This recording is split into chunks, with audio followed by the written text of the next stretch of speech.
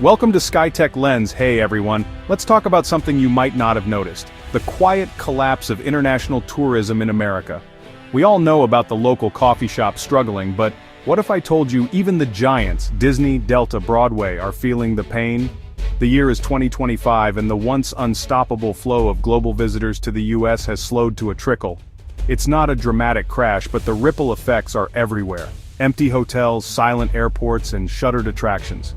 Today we're pulling back the curtain on 10 major US companies quietly struggling as the world stops showing up.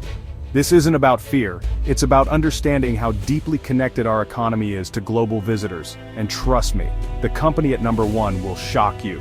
Let's dive in. The story starts now. Hotels like Marriott and Hyatt were once the beating heart of American hospitality. Their lobbies buzzed with travelers from every continent. Now, they echo with silence. Occupancy rates in major cities have plummeted from 80% to barely 40%. Thousands of staff, housekeepers, chefs, event planners, face layoffs as empty rooms become the new normal. These hotels were built for a world always on the move, but that world has paused.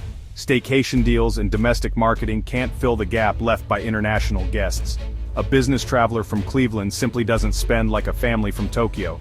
The golden age of American luxury hospitality is over, replaced by uncertainty and empty suites. The challenge: reinvent or fade away.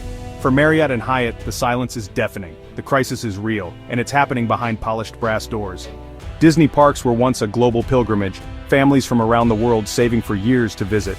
In 2025, the lines are short, but the magic feels diminished. International guests who spent big on hotels, merchandise, and premium experiences are gone. Domestic visitors can't fill the financial gap. Disney's parks division, once a cash cow, is struggling. Cast members face cut hours and hiring freezes. The ripple effect hits local businesses built around Disney tourism. The parks still sparkle, but the energy is missing. The dream feels smaller, the kingdom less magical. Even Disney can't escape a world that stopped traveling. Saks Fifth Avenue was more than a store, it was a global destination for luxury. In 2025, the once bustling floors are eerily quiet. International shoppers who bought wardrobes and gifts have vanished. Domestic customers can't replace their spending power. Saks faces a cultural shift too. Younger buyers want sustainability, not just status. The store's identity is in crisis, caught between a lost audience and a new one it doesn't fully understand. The chandeliers still shine, but the future is uncertain. Saks must reinvent or risk becoming a relic. The emptiness is a symbol of a changing world. Delta once connected America to the world, with packed flights to every major city. Now, international routes are nearly empty or canceled. Wide-body jets sit idle, costing millions. Domestic travel is up, but it's a different market, budget-focused, with less business travel. The days of flying teams to Europe for meetings are over. High-yield business class seats go unsold. Delta is trying to pivot, but reallocating planes to domestic routes is inefficient. The global airline model is broken for now. Delta faces a harsh new reality: restructure or shrink. The dream of connecting the world is on hold. Gray Line's double-decker buses were icons in every major US city. Their business depended almost entirely on international tourists. Now, the buses roll nearly empty, routes slashed, staff cut. High fixed costs make running empty buses unsustainable. Even domestic travelers prefer self-guided tours or niche experiences. The classic bus tour feels outdated to a new generation. The empty red bus is a symbol of tourism's transformation. Gray Line is stuck, abandoned by both its old and new audiences. The road ahead is uncertain. A century-old model is running out of time. Avis's airport lots are now seas of unused cars. The international traveler, once their best customer, is gone. Ride-sharing apps have eaten into the short-term rental market. Avis's fleet is mostly gas-powered, making it less appealing as electric vehicles rise. They're pivoting to local rentals, but margins are thin and competition is fierce.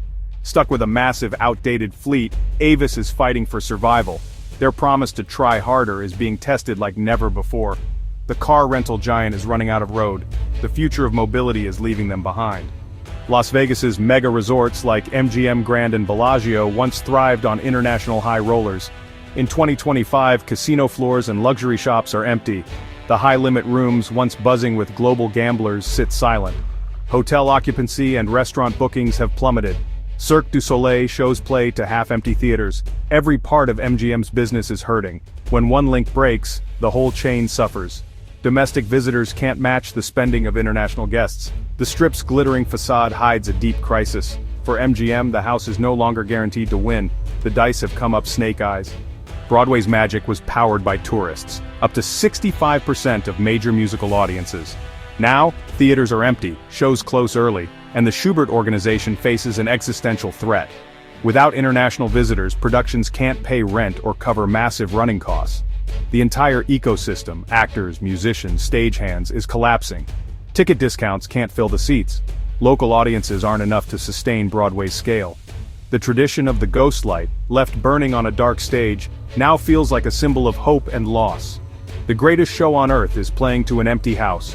Broadway's future is uncertain, the silence is haunting, the curtain may not rise again for a long time.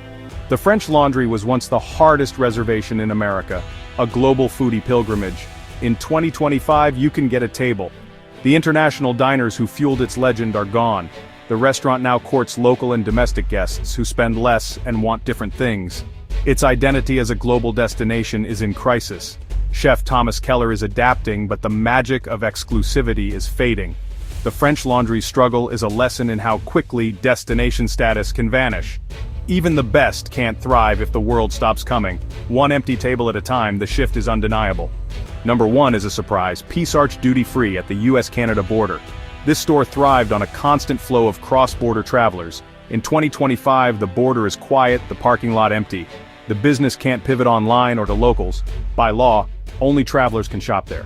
Its customer base has vanished almost overnight. Staff has been slashed to a skeleton crew. Unlike Disney or Delta, there's no domestic fallback. The silence here is the sound of globalization grinding to a halt. A multi-million-dollar business erased by closed borders. It's the purest example of this crisis. When people stop crossing lines on a map, entire industries disappear. From empty hotels to silent theme parks, what we're seeing is a domino effect across the American economy. Every empty room, canceled flight, and unsold ticket means lost jobs and shrinking city revenues. Companies are scrambling to adapt, but domestic demand can't replace the spending power of millions of global visitors. An American road trip doesn't match a European family's 2-week holiday. This isn't a sudden collapse, it's a quiet unraveling. The familiar is fading, and iconic companies are struggling as the world stops visiting. The scariest part? We're only beginning to understand the impact. The lights are dimming on what we thought was permanent. Thanks for watching. Stay tuned as we keep pulling back the curtain on the new reality. Subscribe the channel Skytech-Lens for more updates. Thanks.